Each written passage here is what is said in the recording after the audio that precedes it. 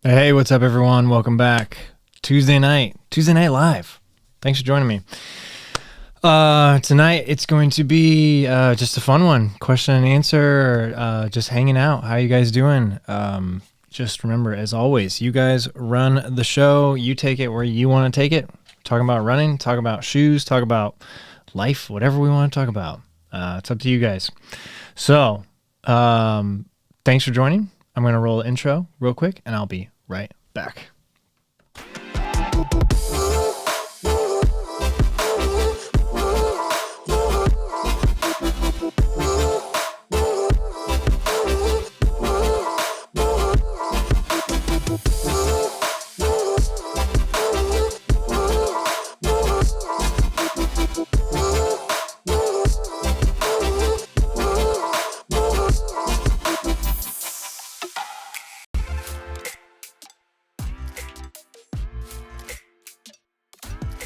All right.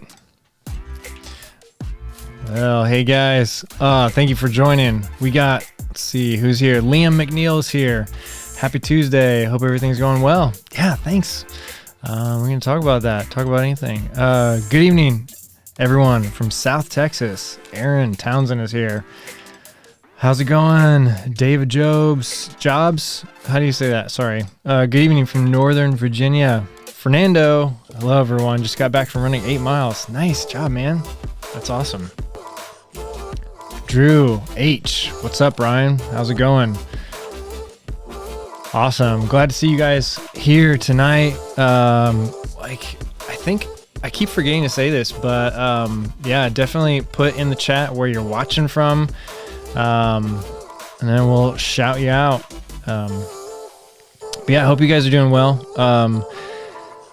I'm feeling pretty optimistic about how things are going as far as my running and all that. Just training has been going just like really, really good recently. I don't know if you saw the video that I posted this afternoon, but it was just like kind of like back to basics, just like trail running, just like out getting some vert. It was just a really fun video to put together. And 20 miles out on the trails, and the next day followed it up with 10 miles. Actually, a couple more because I did a little bit extra on the treadmill to get some vertical gain. But yeah, I've been the last like 3 weeks, I've been above 60 miles for the week, which has been really, really good. I've been tired. Like I typically don't go. I think my training, like if I look back through all like my years of training, like on Training Peaks, I typically don't hit a whole lot of 60-mile weeks. But this year, I'm ready to do something a little different, ready to up the volume. And then also like with all this vertical gain I've been getting, there's been a lot of like really good adaptation that's been happening. What's up? Joshua is here from Redlands, California. Joel Walters from the Pacific Northwest. What's up?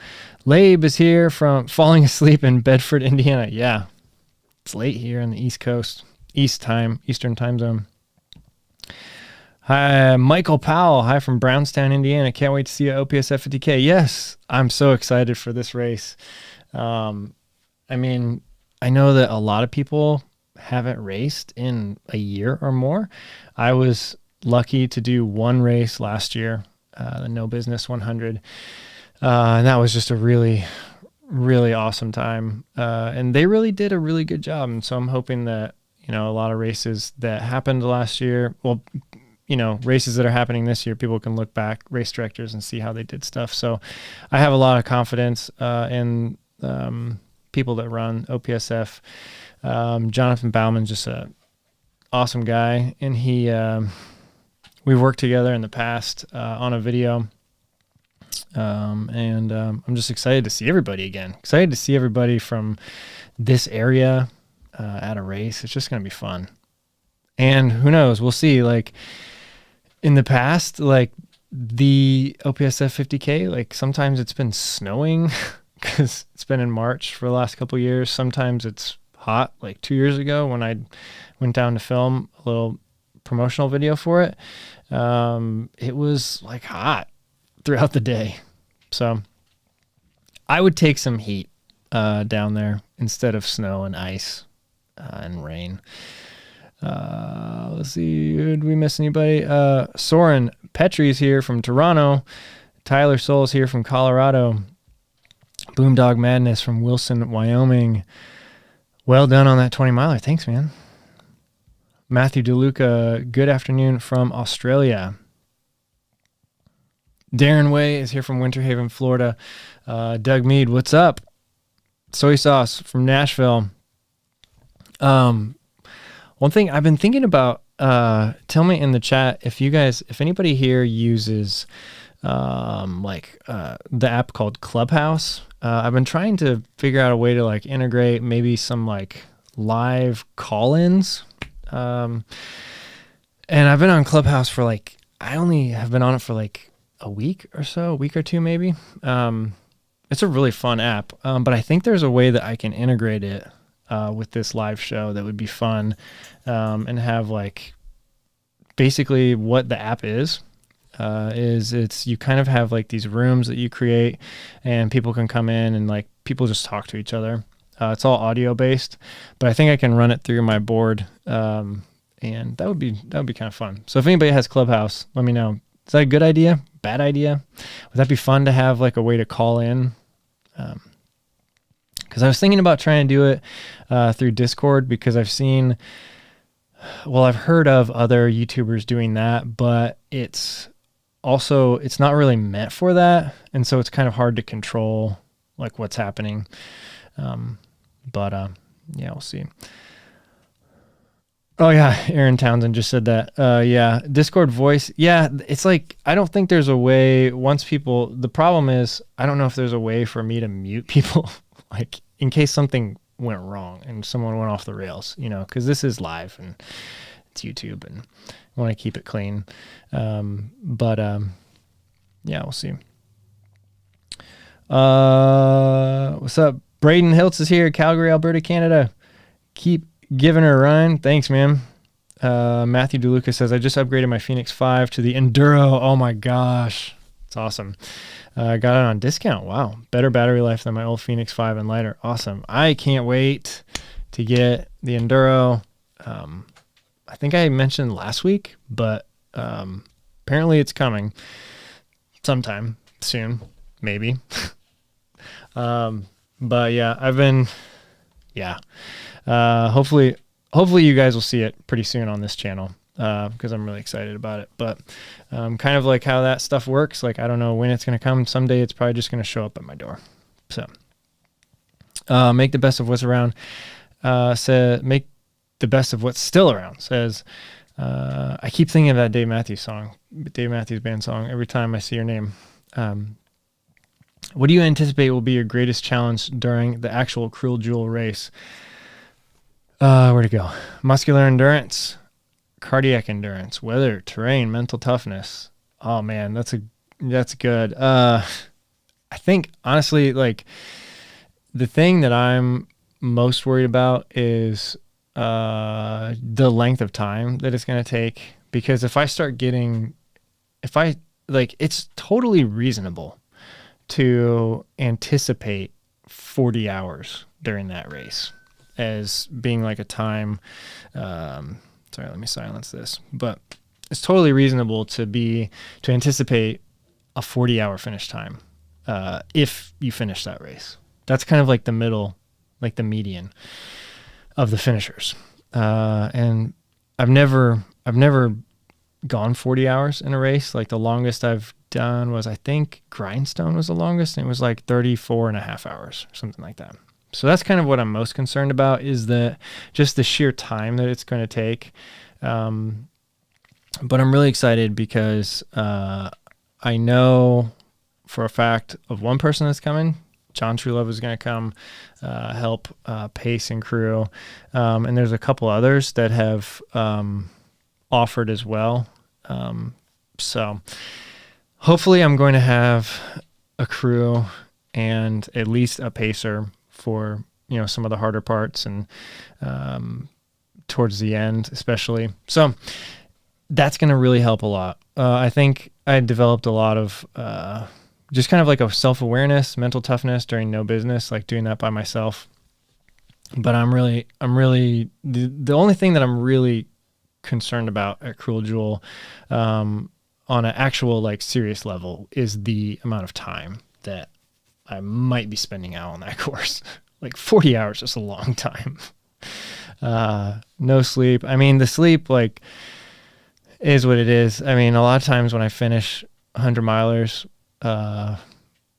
like I just can't sleep. Like after no business, I think I stayed up till like 1:00 in the morning that night, just like by myself, like in a hotel room, like I was just watching shows and I just couldn't sleep. It was weird. Like I was so exhausted that I couldn't move, but I just couldn't fall asleep. It was so weird.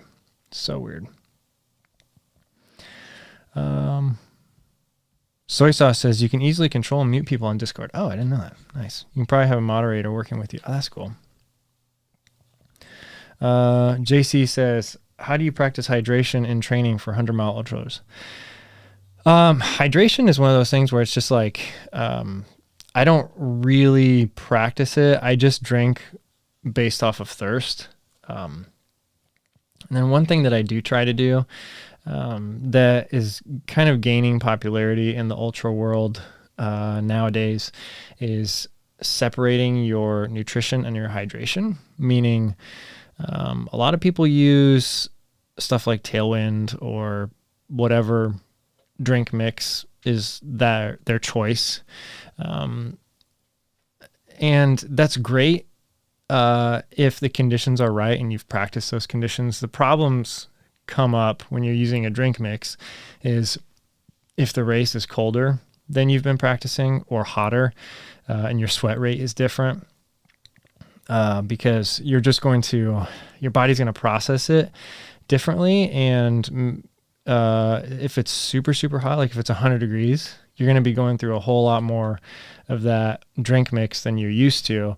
And therefore you're going to be getting a lot more calories, carbs than you're used to. And so that's going to kind of like throw things off. Vice versa, if it's colder, say you've been practicing all summer with your drink mix, and then you get into the fall and all of a sudden the race is like, it's like 40 degrees the whole time and you're not really sweating as much. Your sweat rate is a lot lower, and you're not thirsty, then you can run into problems with not having enough calories. So I try to separate and as much as I can drink just plain water. And I do use like these little packets of spring electrolyte mix, which is like, it's separate, then it's not the same as like taking your calories. I try to keep all my calories and carbs in gel or food form so I can monitor that a lot better. And then depending on how hot it is or how cold it is, like I just drink to thirst. And I haven't really run into any problems with dehydration issues that way. So my salt balance is always a little bit kind of weird, and I can tell that like, it just depends. Like the more you do these, the more you kind of key in on some of that stuff, and I'm getting a lot better at managing salt. But as far as the question goes, how do you practice hydration? It's really just trying to get out there and get a lot of long days in. And just make sure, if you're thirsty, you need to be drinking. If you're not thirsty, depends on like how your gut's feeling. But during a race, you should probably always be kind of sipping on something. But yeah, let's see. Sarah, oh, hello from San Francisco. Watch your video on the Salomon Wild Cross. Any initial thoughts? Have you tried the Salomon Ultra Pro? I just ordered a pair to test out. Awesome. No, I haven't tried the Salomon Ultra Pro. My first thoughts on the Wild Cross are, so let's see, you guys get it first. I haven't even written anything down, so I don't really know yet what I'm gonna say, but just kind of right off the bat, they are the best shoes I've used for muddy conditions. The BOA lacing system is really cool. Although towards the end of the run, it was kind of starting to hurt the top of my foot on downhills because I had it really tight because it felt good right out of the box, really tight. But then once I kind of broke the tongue in, that part right at the top, the last lace line that comes across the tongue, it was kind of cutting in there and probably just had them a little tight, especially for steep downhills. So I kind of had to loosen them up towards the end a little bit.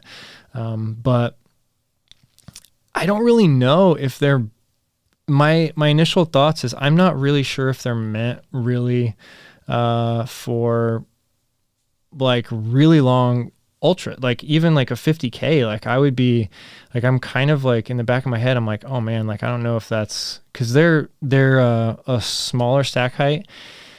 And there's not a whole lot of cushion. It's pretty, they're just beefy, rubber outsole. And they feel, they tear through mud and the grip is amazing.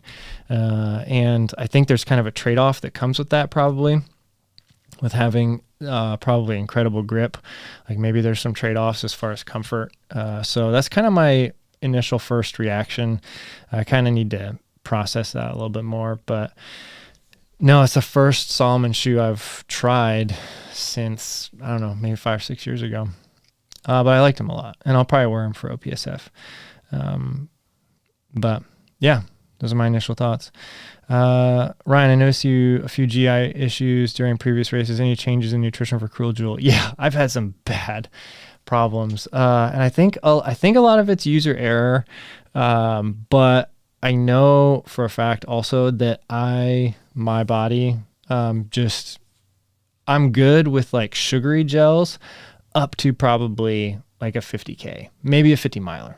Maybe I'm fine with sugary gels. So it's any of the top brands Goo, Cliff, Unived, any of that stuff. I'm fine with those up to 50. But once we start getting closer to probably 100K, 100 miles, I need something different. And so for me, the Spring Energy gels have really worked. The one problem I had with Spring Energy during no business is that right at mile 65 or something.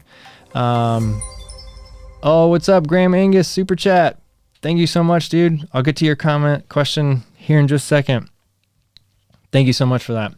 Let me wrap up this question about GI issues. But yeah, so I think it was mile 62 or 65, something like that. No business. I switched up the gel flavor and it was totally the flavor that made me sick. It had nothing, I don't think it had anything to do with the gel itself. I had been using the Canterbury and Power Rush. I think just those two flavors of gels all the way up until mile 62 or 65. And then it was kind of the middle of the night. And this flavor called Icy Mango or something, it has a little caffeine in it. So I was okay, I'll take one of these. And as soon as I tasted the flavor, it was just nope. And it was over. And after that, I just had this really I don't know. It was a probably not a realistic, I just had this fear of gels after that for the rest of the race, and it probably wasn't really based on anything. But yeah, it was totally the flavor, I think. So for Cruel Jewel, I'm going to be, yeah, it's going to really depend on pace. I think Cruel Jewel will be hopefully this is my assumption, and I'm saying, like, I could be wrong, but I think that since the pace is going to be a lot slower, there's going to be a lot more hiking. I think I'm going to be able to eat more. I think I'll be able to eat more gels. I'll probably be able to eat more solid food because there's going to be a lot of hiking. And when you're hiking, like you're just moving in a different way, and your gut can process better than when you're running. So I think that's kind of one of the things that's going to help. So we'll see. And then like I'll be able to make sure I get more solid food, like at aid stations. And then especially having a crew there and having a pacer, I think it's going to be like, I'm so excited. I'm so excited for that race. All right, Graham, let's get to your question. Toronto, Canada, checking in. Thanks, man. Happy Tuesday. Any advice for fixing IT band pain? Okay, yeah. I feel sorry if you're going through that right now. I had a really bad bout of that maybe 2 or 3 years ago. And like always, like I'm not a doctor, not a physical therapist, but I would recommend that you go see a physical therapist or go see a doctor if it's really bad, and they'll point you in the right direction. But what helped me was stretching and strengthening like my glute, because we kind of determined that was probably getting like during these long runs, it was probably fatiguing a little bit, maybe sooner than it should or could. And then what was happening then was it was kind of tightening up. And so that put extra strain on my IT band, which then injured it. And from everything I know about IT band and IT band syndrome is that you can like you can kind of train through it a little bit as long as you're stretching really good and then doing some exercises. So in my experience, when I was seeing a physical therapist, like they told me that, she was amazing. She said, like, you don't have to stop running. And then even encouraged me to continue training for a 100-miler I was training for. And then we just did a lot of exercises, like kind of like squat sort of exercises, a lot of stretching. Like I was stretching 4 times a day for like 15. Whoa, what's up? Sarah H.O. member, or Sarah O. God, I don't know. The font made it look weird. Sorry. Sarah O. member, thanks for joining. That's awesome.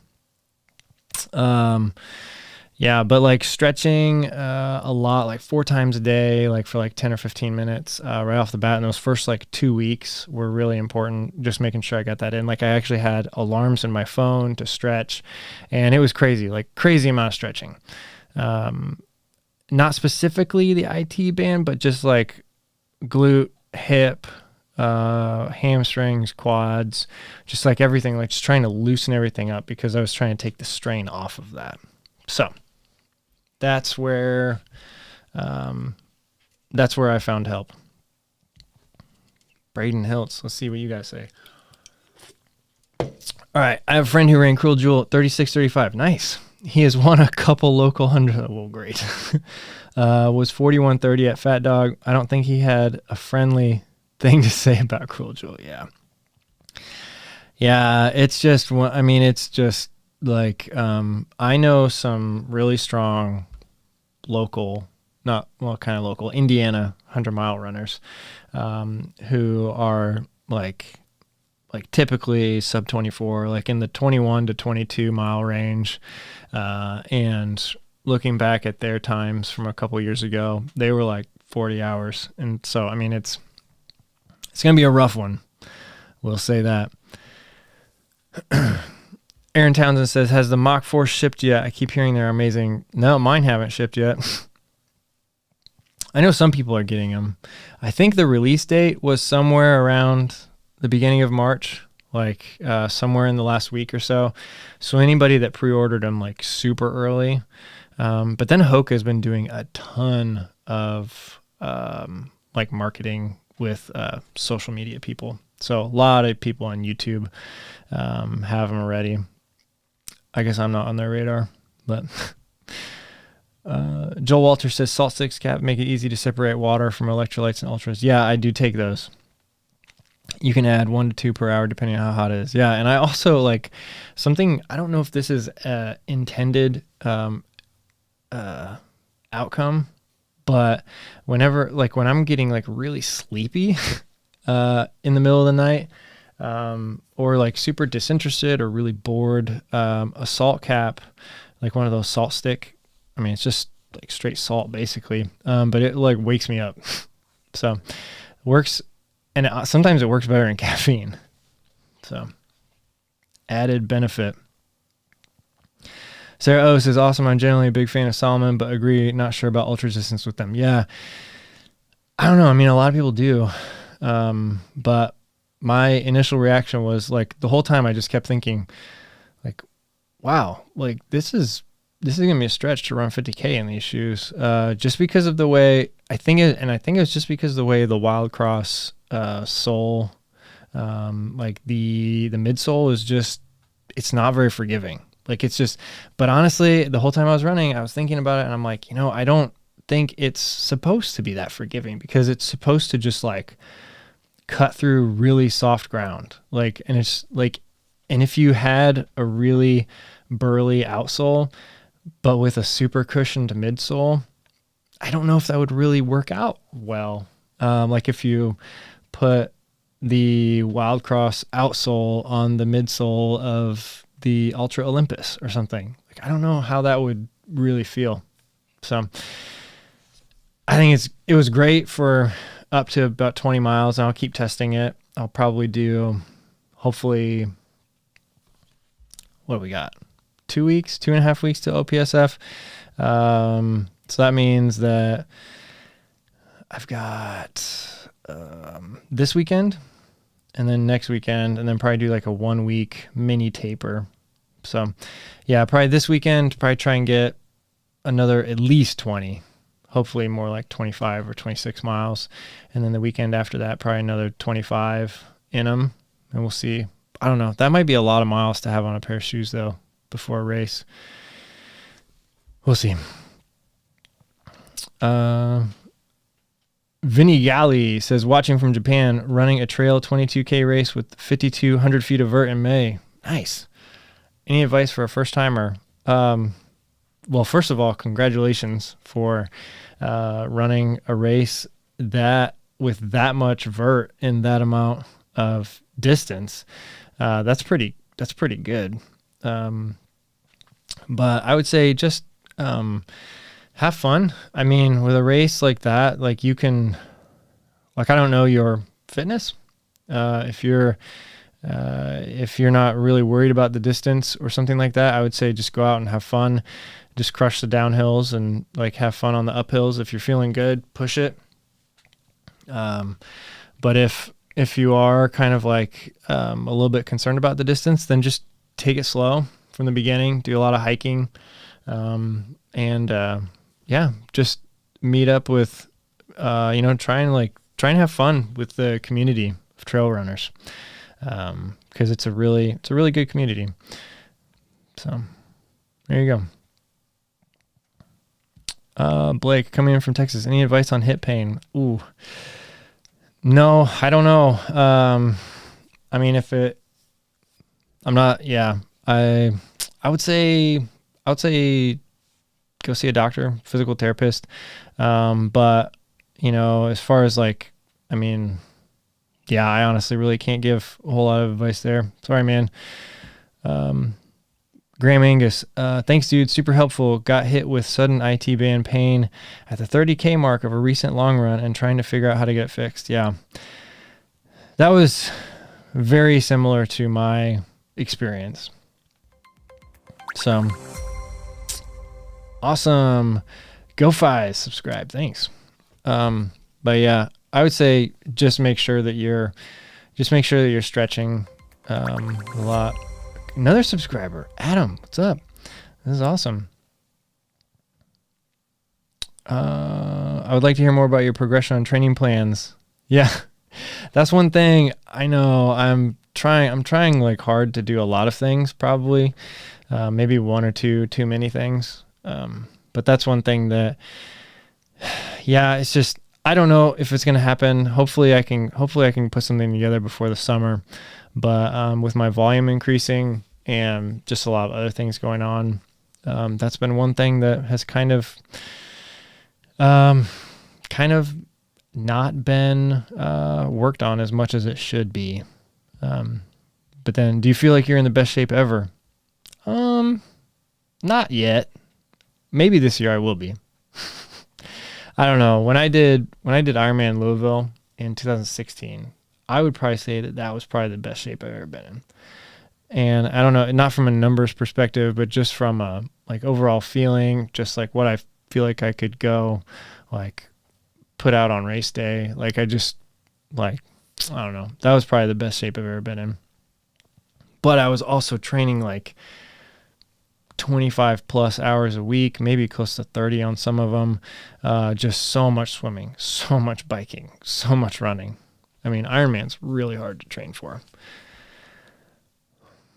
100 milers are hard to train for too, but at a certain point, you just can't run anymore because it's just putting too much wear and tear on your body. With Ironman or cycling, like you can almost cycle like an infinite amount because it puts such little strain on your body compared to running.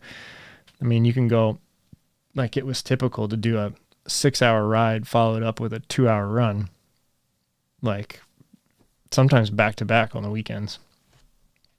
And to think about doing two back-to-back 8-hour runs, like that would be tough. Yeah, cycling, you can get a ton of work output with very little wear and tear on your body compared to running. Speaking of triathlon, oh my gosh, Matt LeGrand is in the chat. Tuesday night party, what's up? Mr. Clayton live, and I'm on the indoor bike. Nice. Oh my gosh, I seriously didn't see your comment right as I was saying that. I didn't see it until after I'd finished. That's awesome. Let's see. Soren says, just throw it out there. Clip 2 made by Succeed is a good option as main nutrition for 100 milers. Almost tasteless. Nice. I need to check that out. I don't know what that is. Cool. Joel says, if I unsubscribe and resubscribe, will it trigger that cool sound? You could try. Probably. That was funny. Let's see. Caleb Smith says, I had a sports PT give me lots of leg up on the wall. Exercises, a few stretches, look into some of those stretches, belly breathing. Yeah. Physical therapy is really, really good. And I mean, I wish that physical therapy, was better supported by like insurance companies, at least here in the US. Like my specific situation, it was like sort of covered, sort of not. And it was just like, it was almost like, I don't know. It's like hard to get into too. Like I had to go to a doctor, had to get a doctor's recommendation to go to physical therapy. And then even when I went, it was limited to 6 weeks before I had to stop going and then go back to a doctor and get another recommendation for another 6 weeks. And it was just like, the system. I know it's not the same for everybody, but the system that I was in at the time and still am in right now, it's really not encouraging to go do physical therapy. But for people like us that are doing the things that we do, like I could use a physical therapist on call, like all the time. I really could. Michael Powell says, how do you recommend tapering for a race? Oh, good question. We don't really talk about this very much. Okay, so tapering for a race. What is first of all, for those of you that don't know, like most people would say, and most science backs up the fact that when you're building let's actually, I'll throw it to, I'll give us some visual aids here. Is that what I want? Yep. Okay, so this is called a performance management chart. I'm not going to go into a whole lot of detail here, but I just really quick want to show you what I'm talking about. So like this is my last couple months of my fitness and work going up. And this is like all the intensity that I'm doing, all the stress I'm putting on my body. Like this is my fitness going up. So just kind of want to give you a visual. What you want, like most science and like recommendations from everybody is like when you're training, you want to keep training, putting increasing load on your body in order to encourage adaptation, to get faster, to get more endurance, be able to run longer, get that experience, get the mental toughness, all of that. You want to keep increasing. And then depending on the person, depending on the race, a taper might be 1 week, it might be 2 or 3 weeks, probably not any longer than 3 weeks. But you want some amount of time before your A race or any race where you let the body over recover, basically. Because every day your body's recovering. Like say you run every day at 8 o'clock in the morning, you're giving your body probably 23, 22 hours to recover. And so it's in that cycle. Well, what you want it to do is you want to increase that recovery time. You want to increase the amount that your body can recover. So if you're training for a long race, like a 100-miler, a lot of times you're going to be putting in high volume. And so that might mean that on some days your body gets 15, 16 hours to recover. Maybe if you ran at night and then you run in the morning, like you're getting less. So you're trying to decrease the amount of time that you're spending training so that you can increase the amount of time that you're recovering. At the same time, you want to slowly tick up the intensity just a little bit so that your overall work output doesn't drop. So like if you're doing like a 2-week taper, a lot of times that first week will be decrease in volume, increase in intensity, and not drastic, but just kind of slow in both directions. And so theoretically, the amount of work that you're doing might stay almost the same for that first week, but your recovery time will increase. And then the week, so if it's a 2-week taper, then the next week, right before your race, you would drop the intensity slowly into the race and continue dropping the volume so that the amount of recovery time and the increase continues to increase, and the amount that you need to recover decreases. And so all that said is that you're trying to show up to the start line fresh. So it looks different for everybody. And like with like athletes that I coach, like it's very hands-on. Like during a taper time, like I'm really looking at a lot of different things and trying to kind of like pay attention to, we're paying attention to everything, paying attention to sleep, paying attention to nutrition, external stress, like how's your job going, how's family stress, like how's all of that going, because all of that stress plays into it too. And so if you're trying to taper properly and all of a sudden your day job goes crazy and you're spending extra time there and it's a lot higher stress, then you got to like kind of factor that in too. So yeah, main thing is like right away, maybe say 2 weeks out, decrease volume, increase intensity just slightly.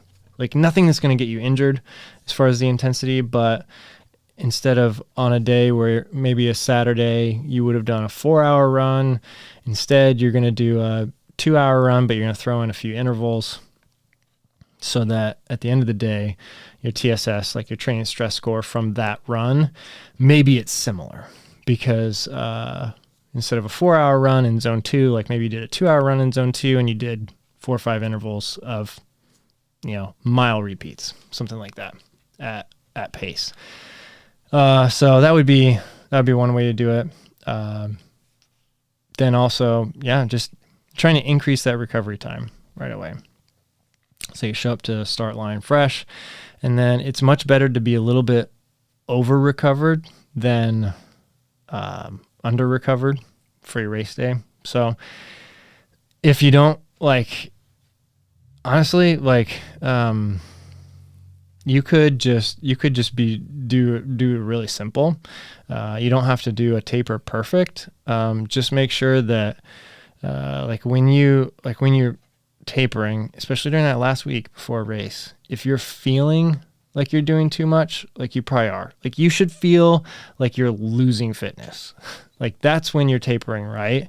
Like you should feel like you're being a lazy bum, and you should be like super nervous about, oh my gosh, I'm losing all the fitness I just gained. I'm like destroying my whole training plan. Like if you're in that place, it's good. Like you're going to be fine for the race, because you can't destroy a season of training in a week of, as long as you're kind of like staying loose and throwing a couple runs in there, like you're not going to destroy your training in a week. 3 or 4 weeks, yeah, you could destroy your training, but a couple days you won't. So cool. Good question. See what else we got here. I kind of lost my place. Joel says, would you ever do a backyard ultra or last person standing event? There's something intriguing to me about that, even though I'm almost certain of DNF. Yeah. So one of my friends was actually, we were texting today because a new backyard ultra popped up on the scene. That's going to be very popular. Actually, so it's the guy who puts on Barkley, Laz Cantrell. He just started a new race. My friend jumped into it, but I didn't, because it's the week before the Indiana Trail 100. And I was just like, oh my gosh, like I can't, like I already signed up for the Indiana Trail 100, already paid for it. But yeah, I've done one long time ago. I think I mentioned this before, but it was a backyard ultra style race where, if you don't know what that is, it's,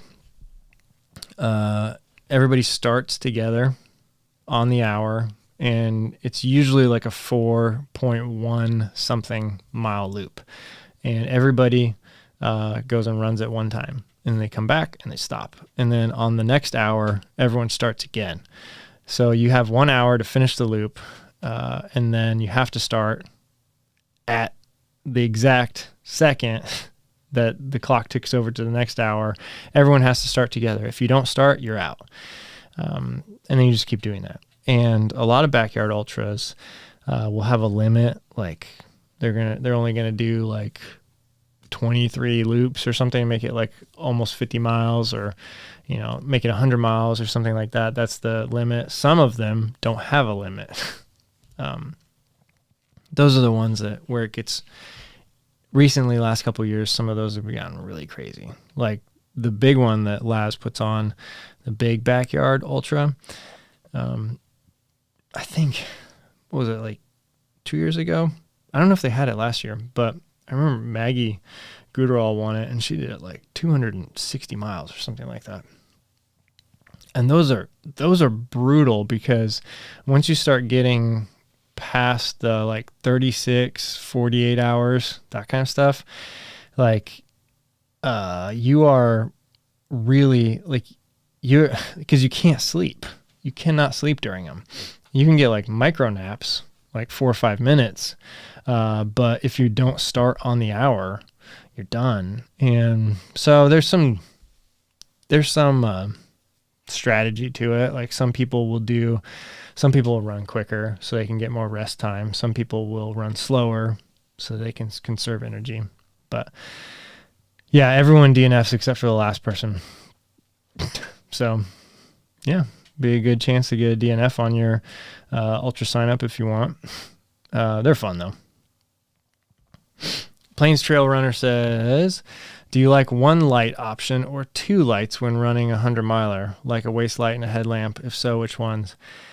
I've never ran with 2 lights. I've always only ran with 1, usually on my head. If it's raining, though, I take it off and hold it in my hand, because when it's raining or really foggy, you can't see anything with a light shining right in front of your face. It's just the light reflects off the rain, and it's just absolutely impossible to see anything. So I'll take it off of my head and hold it in my hand, which is really annoying when you're used to not carrying anything, and then you have to hold a light. But I know a lot of people, they use Kogala lights on their waist as well as a headlamp, or just only that. I've never, like, they're so expensive though. I've seen a couple waist lights that I actually bought one and returned it to Amazon because there was no way to stop it from bouncing. It was just a cheap one. I don't even remember the brand. It's a couple years ago. But that's the one thing with waist lights, that a lot of them are really hard to stay put. They bounce a lot. Kogala, I mean, you're going to pay a couple $100 for that thing, but it's amazing. It's not going anywhere. The other bad thing about a lot of these is that they take these big like USB batteries, and so you got to carry that on you too. So I don't know. I've just never gotten into it. The reason why a lot of people use waist lights is because it actually does help you see the ground better. And I think the best is 2 lights. I think the best is, at least in my trying it out, testing it out once or twice, was having a light on your waist and then a light on your head as well. Because the waist light will give you really long shadows on all of the roots and rocks and everything. And then the headlamp will kind of fill it in a little bit, but you'll still be able to get a really good 3-dimensional view of the ground. The big problem that a lot of people, and myself too, run into who have only a headlamp is that since the light source is so close to your eyes, you almost see no shadows on the ground, which can get you into a lot of trouble if you're running in really technical terrain. I've never had a huge issue with it though, and I've done some, semi-technical races at night. Like Grindstone, first time I ran all the way through the night, I had just a headlamp on and I was fine. Couple others, don't really have any problems. I mean, every once in a while you catch a root or something like that you didn't see. But yeah, it's the middle of the night anyway. You're going a little bit slower. So I think if you're trying to run really fast, like if you're like like sub 20, 100 mile runner, 20 hours, something like that, like it'd probably be worth it to have better light because you need to be able to see a lot better when you're moving that fast. But yeah, I've never tried it during a race.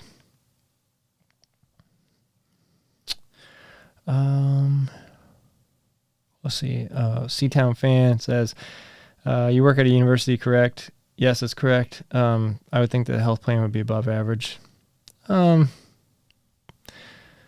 It's about average. Just ran my first race this past weekend. I've been enjoying your videos since I started running. Thanks for your do. Nice. Thanks, just Dave. Awesome. Michael Powell says, thanks, Ryan. That helped a ton. Yeah, awesome. Thanks for stopping by.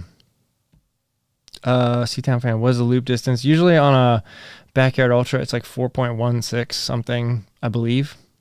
So you think about that and you're like, that's not too bad. Like, as long as you can maintain a 15-minute mile, you're good, right? Well, yeah, and that's fine for 20 or 30 miles. But then you start really wanting to sit down. And then once you get back, you start, especially like the only one I did 50K. I did like 30, I think I finished with like 34 miles or something like that. And that was just a couple weeks before a 100-miler, and so all I wanted was a 50K, and I just stopped as soon as I was done. I just walked to the car and drove home. Yeah.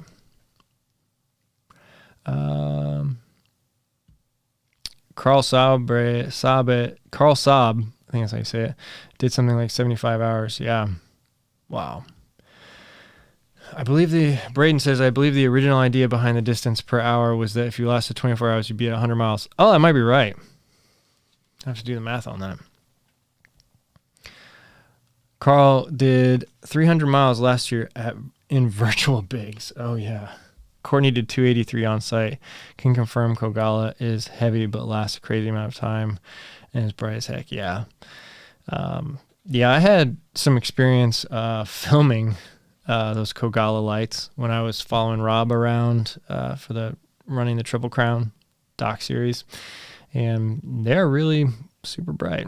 But yeah, that's why they take those huge batteries, because there's like 6 LEDs on it. It's like an LED strip. And so the USB battery is like, it's like a 5-pound brick. Like if you want it to last, all night. But yeah, I mean, if you're running a 200 miler, you probably got a lot more gear and it's not as big of an addition. For a 100 miler, it's, I don't know. I mean, especially depending on the time of year too. If you're doing a 100 miler in the summer and the night only lasts like 8 hours, like, I don't know. Is it worth it? I mean, it's a personal decision, but yeah, if you're doing more in the winter where the night is maybe like 14 hours, something like that, that could be grounds for investing in a better light. What's up? Jeff's here. Hey everyone, greetings from Vancouver, Canada. Thanks for stopping by, man. Yeah. If you don't know Jeff, go check out his YouTube channel. Click on his name. Plains Trail Runner says, I use Kogala with naked belt and it works great with very little bounce. Nice. Yeah, like I can't remember. I think Rob used the Ultimate Direction belt and just like somehow just like fit it all together and it was fine. I've seen some people, they've also got these magnets, like you can kind of magnetize them. You can put the magnets like inside your shirt and put the light across it. I don't know if that works really well. Christmas says, do you have any new big video plans on the horizon? I enjoyed the Triple Crown series. Thanks, man. It's awesome. If you guys haven't seen it, it's on Amazon Prime. I think it's not a Prime Video, like, but it's on Amazon Prime. If you have the video service, like you can watch it there. But no, I don't have any big plans right now. Like there, before COVID happened, there was a couple. Like I was talking to a couple people, just like kind of brainstorming some stuff, and then got in contact with some like people in the industry that we were just talking about stuff. But then it all kind of was like pretty much everything stopped production wise for a long time. And now things are starting to get back going. But I don't have any concrete plans right now. Hopefully something comes up, but honestly, like I'm just having fun doing what I'm doing, doing, just all the like YouTube, and just, yeah, doing a lot of like, extra like production outside of YouTube too. Kind of like through my church, like live sound, that kind of stuff. So I'm just having a good time, like just, doing what I'm doing. And, like I didn't love how, cause I really love doing YouTube. And I didn't love how when I was working on that big of a project, it really kind of like shut down my ability to be consistent on YouTube. And I was just sporadic for a long time. And I didn't like that. I really enjoyed just being honestly kind of like in charge of my own thing, just doing my own videos. And it's great. And I'm having fun with it. I like doing this live stuff, and a lot of this wouldn't be possible. Like if I had, big projects working on and deadlines and everything. All that said, they are really fun and you can like meet a lot of really cool people and do a lot of cool things. Yeah. So like once things get back to normal, and especially like, once I get vaccinated and all that, like I'll have a lot more, probably drive to go out and, like source things out, find people, meet people, talk to people, and try to put something together then. But right now I just don't really have the, desire to like really hunt that stuff out right now. Seatown fan says, didn't you do a video for Western States? Yeah, it's, so I was hired by Unived, to do a video about Camille Heron, and it's on their YouTube channel. So you can go find it there. So yeah, you can go find it. JF948D says, is a respectable 100-miler feasible after 1.5 years of smart running, quality nutrition, and good cross training? Yeah, I mean, like anything's possible. If you just started running and you've only been running, like recreationally for 1.5 years, 100-miler is probably a pretty big, first step. I would say start with kind of the typical, work your way up, like do a 50K, do a 50-miler. You don't have to, like, I think a jump from a 50-miler to a 100-miler is fine. Because the difference between a 50-miler and a 100K for kind of beginners is very small. Like you're both of them. I mean, 100K, like a lot of 100Ks, you're still not going to be going all the way through the night, if the race starts in the morning. So there's not really that much experience that you're going to gain from doing 100K. You might as well just so I would say just do a 50K, do a 50-miler, and then do a 100-miler. But, yeah, as long as you're getting into a good race that's, you're going to be supported well, like decent aid stations, like good volunteers and stuff like that. Like there's going to be a lot of people out on the course that are looking out for you. So yeah, go for it, man. Jeff says, Ryan, do you find filming your training and racing ever gets in the way of your running goals, or does it help motivate you? Would love to hear how you think of the pros and cons of that. Oh, good question.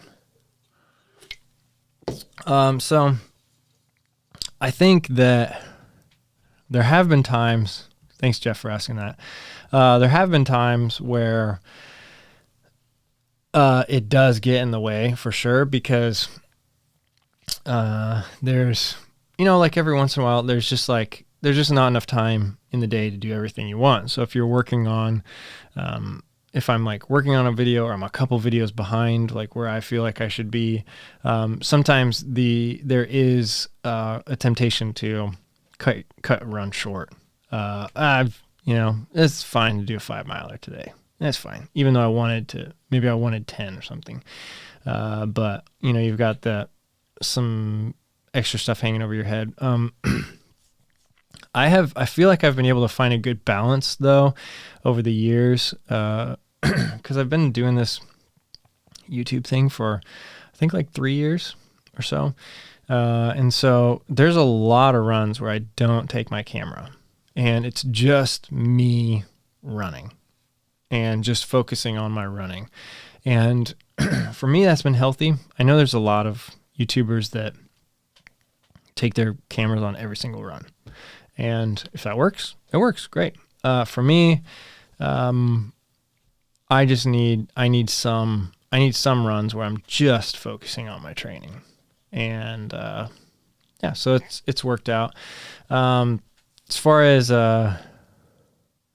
filming my races, that's always been kind of like a fun, motivating thing for me. And a lot of people do ask me, like, if it's a huge burden to carry a camera. And with a GoPro, like I pretty much just I use the smallest selfie stick possible and I just throw it in my pack. So it's not really like that big of a deal.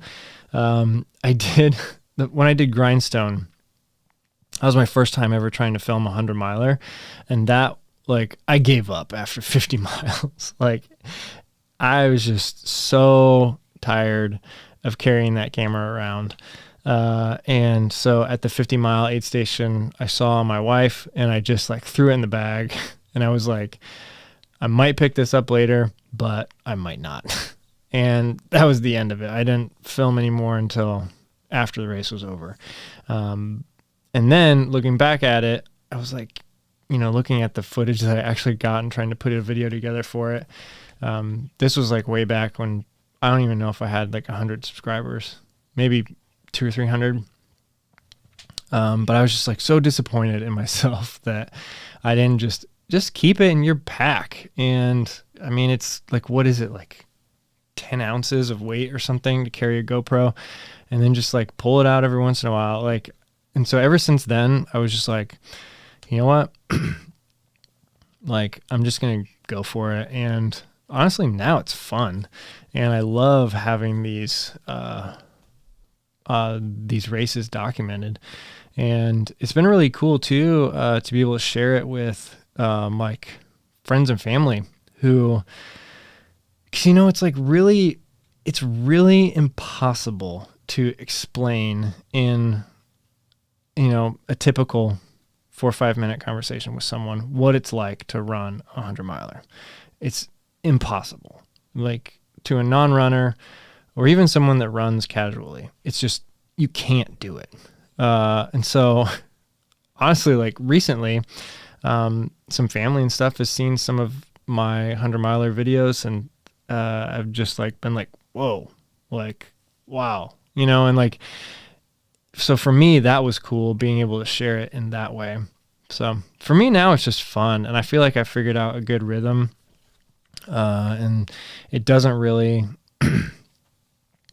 it doesn't really get in the way of my running goals, I don't think. But yeah, there's definitely pros and cons, because trying to film a lot of this kind of stuff takes a ton of time and a ton of energy. And the thing I keep reminding myself of, especially during races, is that like, it's all good and everything to pull out the camera when things are going great and things are fun and it's easy. Like, anybody can do that. But, you know, when it really matters to pull the camera out is when you like least want to. Like, when you're in the dumps and you're suffering, like, that's when you need to pull the camera out.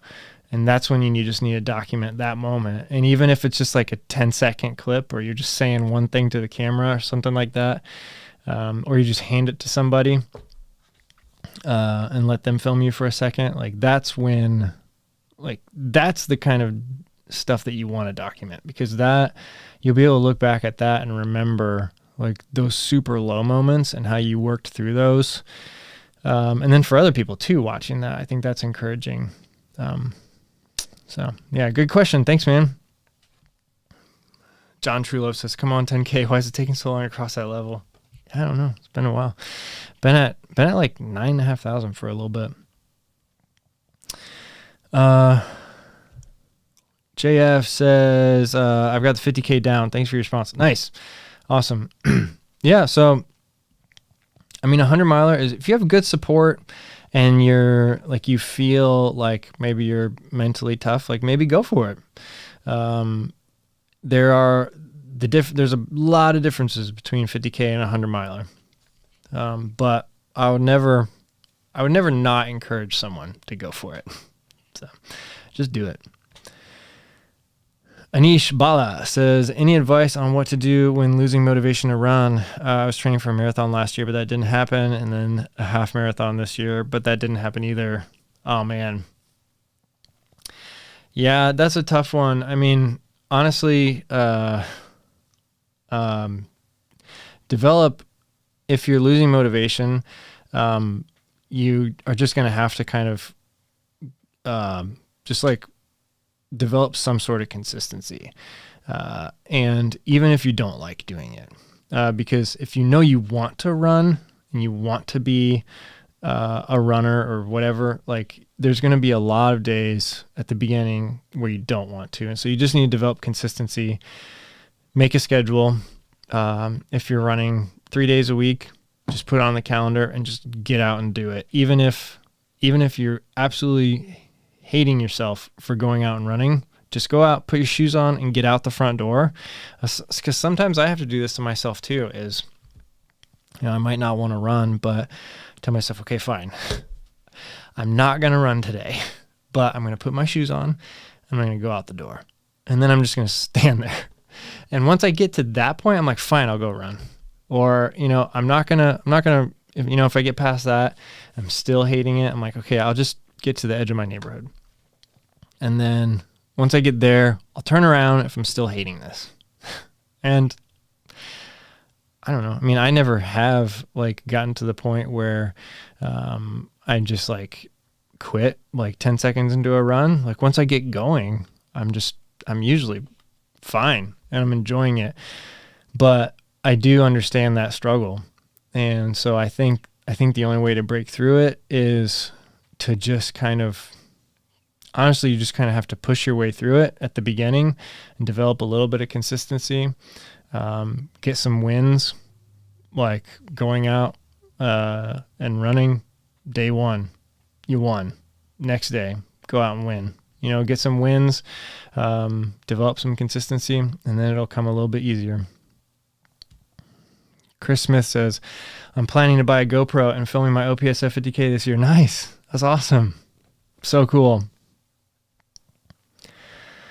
Joel says, I want to record my suffering at Bigfoot 73 this year. We'll keep the GoPro in the bag. Yeah. Nice. There you go. Bigfoot 73 will be cool. That'll be a good race. All right, guys, I'm going to start wrapping this up a little over an hour. So it's usually the time we start wrapping this up. So if you have any other questions or anything like that, drop them in the chat and I'll see if I can answer them, talk about them. Anish says, I usually run by myself, but lately I've been running with a friend and doing Strava challenges, and that's helped a bit. Yeah, definitely. If you can run with a friend now, I think from some of the articles I've seen, I don't know if it's actual research or not, but being outside is and running is a decently safe activity to do right now with other people. So yeah, that's awesome. Nick says finding any way to hold yourself accountable is quite motivational. Yeah, I agree with that too. Whether it's having a calendar, checking stuff off, any type of visual aid, that's really good too. So for me, one thing that is also motivational is, last year I started a running streak. And I just that's not for everybody. I'll just say that, running every day. Some people, it's not an option. But for me, it works and it really helps me stay motivated because I don't even think about it anymore. I don't even question whether or not I'm going to run any day.